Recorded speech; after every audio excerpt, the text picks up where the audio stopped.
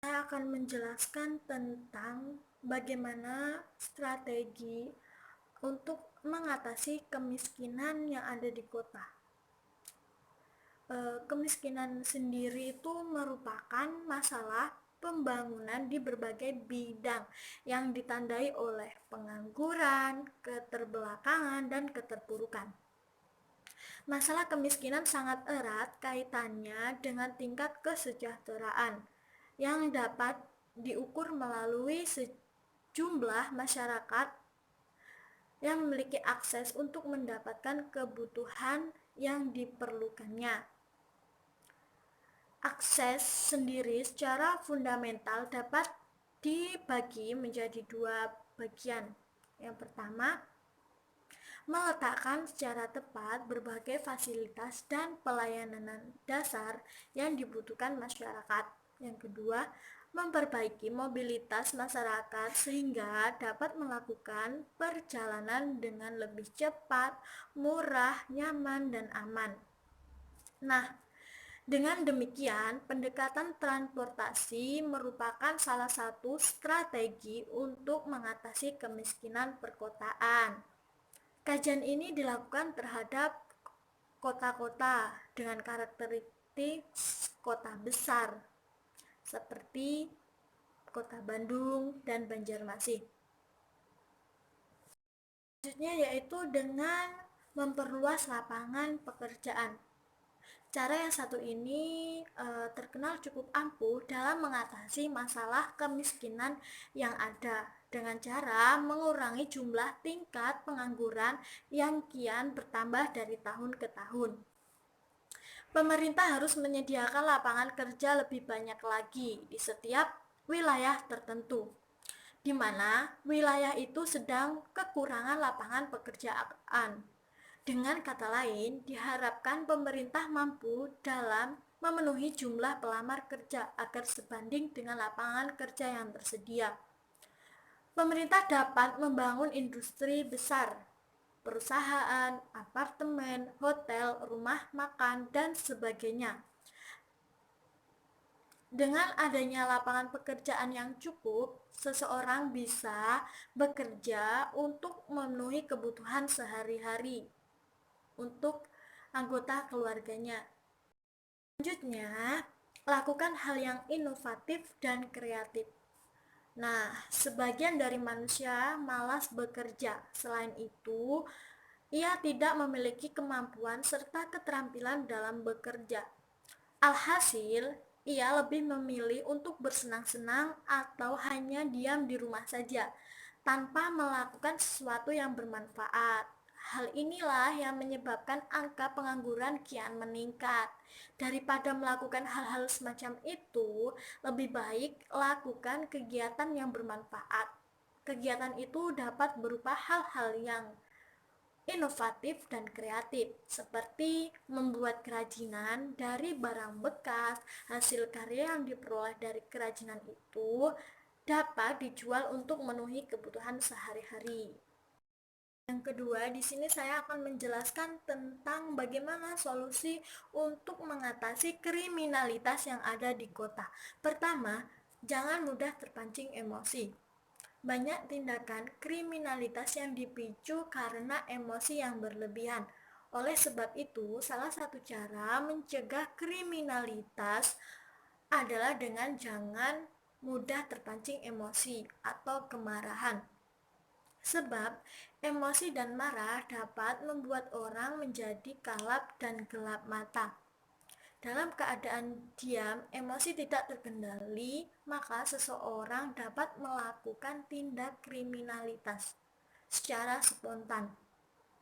Oleh sebab itu, jangan mudah marah dan terpancing emosi, sebab keadaan akan memburuk ketika Anda hanya mengedepankan kemarahan dan emosi.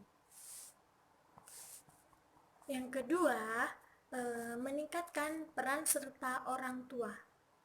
Dalam hal ini, upaya mencegah tindakan kriminalitas juga dapat dimulai dengan meningkatkan peran serta orang tua, terutama kepada anak-anak.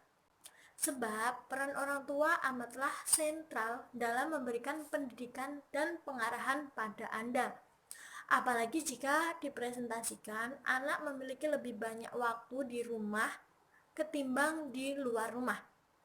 Karenanya, sangat tepat untuk kemudian menjadikan orang tua sebagai peran dominan untuk memberikan pendidikan, sekaligus mencegah dalam tindakan kriminalitas. Yang ketiga, menciptakan lapangan kerja sebanyak-banyaknya. Cukup miris memang saat kita mendengar seorang mencuri makanan karena tidak memiliki kemampuan untuk memberi makanan. Padahal makan merupakan salah satu kebutuhan primer manusia. Hal ini menunjukkan bahwa faktor ekonomi sangat memberikan pengaruh seseorang untuk dapat melakukan tindakan kriminalitas, sebagaimana dalam pasar perjudian online. Oleh sebab itu, salah satu cara untuk mencegah tindakan kriminalitas adalah dengan memberikan lapangan pekerjaan. Dengan adanya pekerjaan, maka setiap orang akan bisa memenuhi kebutuhan hidupnya. Mereka yang memiliki penghasilan tetap pasti tidak akan memiliki pemikiran untuk melakukan tindak kejahatan. Demi empat, tindakan tegas dari aparat hukum. Salah satu upaya untuk menekan tindakan kriminalitas adalah dengan cara membuat pelaku menjadi jera. Formula yang tepat adalah dengan cara memberikan hukum yang tegas bagi pelaku seperti dalam akibat agresi militer dalam integrasi nasional. Oleh sebab itu, diperlukan ketegasan hukum dari aparat hukum.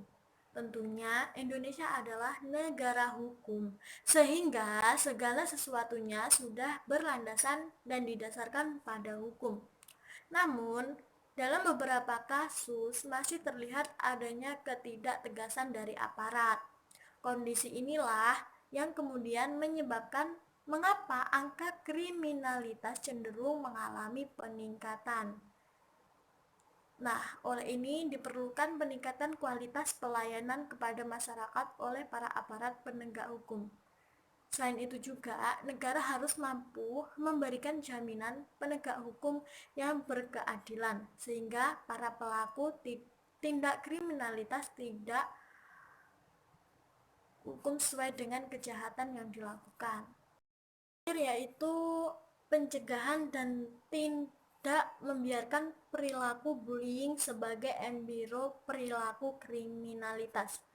Sebagian masyarakat menganggap bullying adalah kenakalan biasa yang tidak dampak besar pada diri seseorang. Padahal dalam kenyataannya tidak demikian. Korban bullying di masa kecil kemungkinan besar akan tumbuh kurang percaya diri dan menderita depresi di masa dewasa. Sedangkan pelaku bullying kemungkinan besar akan menjadi pelaku tindak kriminalitas. Cara-cara mengatasi kesenjangan sosial. Yang pertama, yaitu kebijakan pemerintah. Kebijakan pemerintah adalah upaya yang pertama untuk mencegah dan mengendalikan kesenjangan sosial.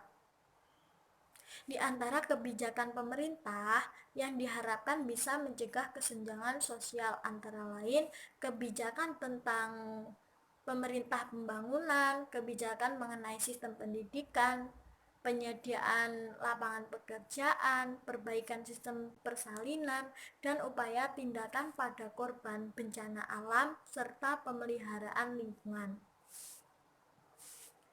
Yang kedua, sosialisasi. Sosialisasi umumnya berhubungan dengan peran lembaga pengadilan sosial. Dengan sosialisasi, diharapkan anggota masyarakat memiliki kesadaran tentang pentingnya sebuah pendidikan untuk manusia. Hal ini selanjutnya secara tidak langsung akan mengendalikan masyarakat untuk tidak melakukan tindakan kejahatan atau kriminalitas. Selanjutnya yaitu pemerataan fasilitas publik. Fasilitas publik atau fasilitas umum, contohnya sarana kesehatan dan sarana transportasi, diperlukan untuk mencegah adanya kesenjangan sosial, terutama kesenjangan di pemukiman daerah dan kota. Dengan fasilitas umum yang baik, daerah juga bisa meningkatkan pertumbuhan ekonominya, memperkecil perbedaan dengan kota. Nah, dan yang terakhir yaitu perbaikan sistem peradilan. Sistem peradilan yang diperbaiki meliputi mekanisme pelaksanaan sistem peradilan.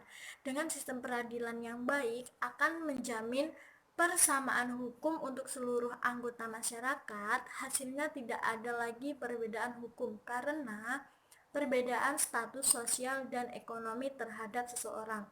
Sistem peradilan yang baik pun meniadakan korupsi, kolusi, dan nepotisme yang berujung kepada kesenjangan sosial.